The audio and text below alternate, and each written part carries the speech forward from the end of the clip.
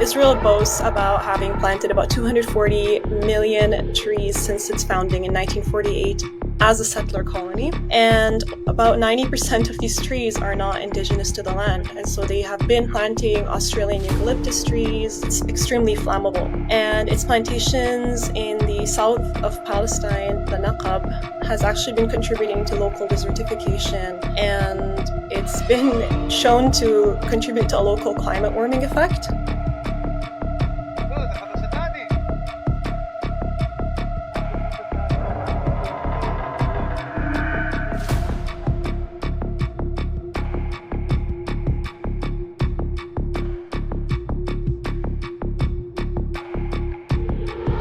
I've heard from Palestinian botanists, explained firsthand with photos, that when fires have happened before, the invasive flora is on fire while the olive trees are intact.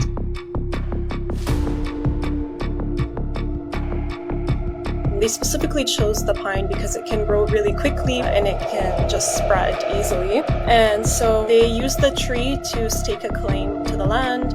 They also used it to prevent Palestinians from returning. So very frequently they planted trees and established parks right on top of the ruins of the hundreds of Palestinian villages that Israel destroyed. Israel, especially from 2010, it's been trying to distract from its crimes by saying actually we're at the forefront of the struggle against climate change.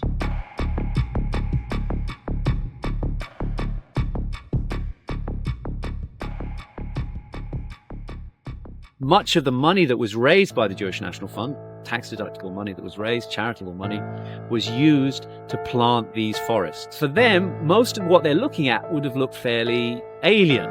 They wouldn't have seen palm trees and olive trees and all these citrus trees in wherever they were coming from, Romania and Bulgaria.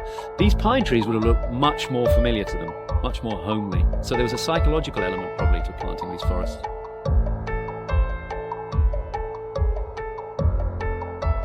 They use them to dehistoricize the land. And so what I mean by that is that the pine is associated with Europe. They've also been removing hundreds of thousands of olive trees and other indigenous flora from 1948 in order to de-Arabize the landscape.